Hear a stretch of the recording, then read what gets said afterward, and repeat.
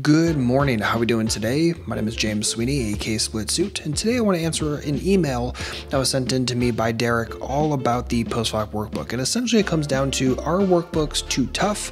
How should we be thinking about workbooks and studying them? And are they even worth the time? So let's jump right into it.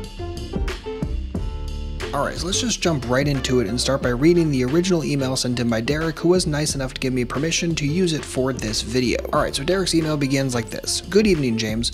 Some time ago I ordered your pre-flop and post-flop workbooks, and I feel a bit intimidated by them, not because you aren't great at explaining things, which you obviously have a gift for, but just because the raw complexity, especially related to being able to internalize how often an opponent's range hits a flop type, feels hard for me to operationalize this at the tables.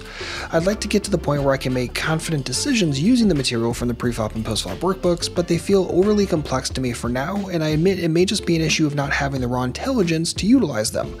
I'm unfortunately an anxious type of person, and the complexity can lead to a low-grade panic that makes it hard to think clearly.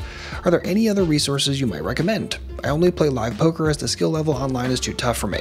My MO for live games is that of a tagfish, with an emphasis on tightness, as that's where I feel, quote, safe.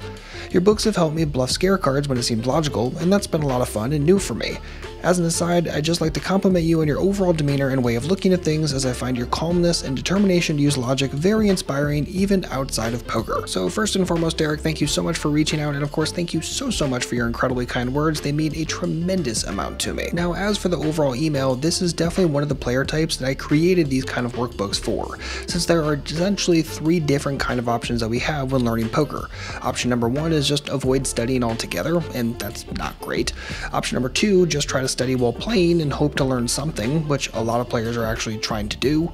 And then option number three is study between sessions and find a play to study ratio that works for you. So you already know that option number one is just a terrible option in the first place. Poker is a very complex game. It's a strategy game, and if you're not going to study strategy, then really you're just getting out there and gambling. And that's the way a lot of players approach poker, but it's not the way that I would suggest it. And if you're watching this video, I highly suggest that you actually want to approach this game that way either. Option number two is also problematic, since the feedback while playing is too tough, right? You can make a good decision, get an instantly bad result. You can make a bad decision, get an instantly good result.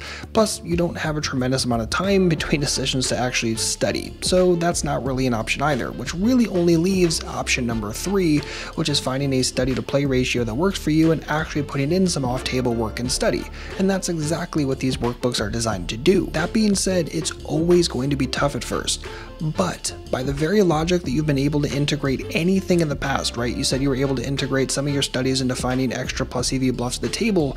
That proves that you can learn new things, which is excellent, and you can bridge the gap between theory and practice, which is even more excellent. And just for the record, this is something that I find quite common in people that classify themselves as highly anxious, because they are the kind of people that will run around saying, oh, I find it really difficult to learn anything new.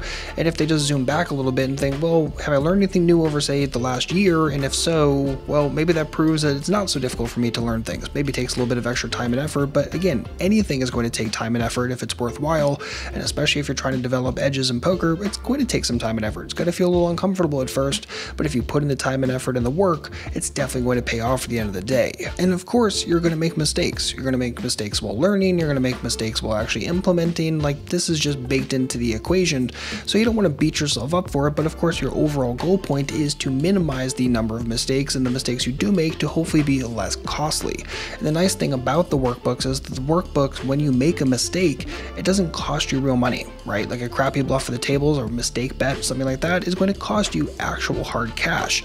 Whereas the feedback from the workbook is both instantaneous, it's 100% correct, and the mistakes, again, aren't going to cost you anything, which is pretty nice at the end of the day. And the last thing that I want to throw in here, because I think it's extremely important, is this phrase, and that is that edges exist in the work that other people won't do. Right? So if other players aren't going to put in the time and the effort to learn these kind of things, and you will develop an edge over time. Doesn't mean you're going to win 100% of pots? Of course not. Doesn't mean you're going to win every single tournament you buy into? Of course not. However, you're increasing your probability of having more success, and if you're putting in that time and effort where your opponents aren't, in the long run, you're going to do just fine. You're not only going to have an actual positive win rate, but you might have one of the higher win rates in your game, and that's worth a tremendous amount of time and effort, both on table and also off table. And for what it's worth, the only way that I've been able to override the anxiety part of my brain is to make the logical part of my brain louder than the fearful part. When I'm able to do that, things go really, really well. When I'm not able to do that, it can get really, really heavy and I can start drowning pretty darn quickly. But the workbook is nice because it's all going to be logical focused. It's going to be focused on the math part, on the objectivity of the game. It's going to get away from that fearful unknowingness. And really, anxiety tends to be wrapped around, at least from what I've seen, heavily wrapped around uncertainty and fear and just thinking, oh, all the bad possible things that can happen. Whereas if you put in the work, you're able to see the game more objectively, you're able to take more spots confidently because you know the underlying math is going to mean it's a good spot to take. That's worth a tremendous amount. And if you stick with the workbooks, I think you're going to find that the logical part of your brain gets much, much louder, and as such you can start calming down that anxiety part of your brain, at least a little bit. So Derek, thank you so much for sending your email in. I really hope this video and also the email reply actually helps. And of course, if you watching this have any comments or questions of your own, please do not hesitate to let me know. Leave a comment down below, or of course you can always join on the Discord, redshippoker.com/discord to join for free today.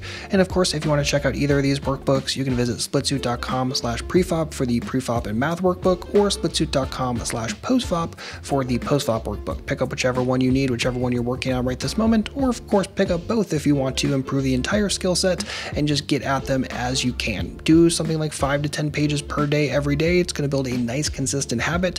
Again, you're going to start seeing the game more logically, and it can really start to pay for itself very, very quickly when you just start getting out of massive uncertainty mode and get into, oh, I have seen that spot before, I've studied a spot similar to that before, I kind of know what the math looks like, and then you can make better decisions at the table. And that's worth a tremendous amount at the end of the day. And that's going to wrap it up for today. Thank you so much for hanging out. Again, if you need anything, don't hesitate to let me know. Otherwise, I'll see you back shortly with a brand new video. And in the meantime, good luck out there and happy grinding.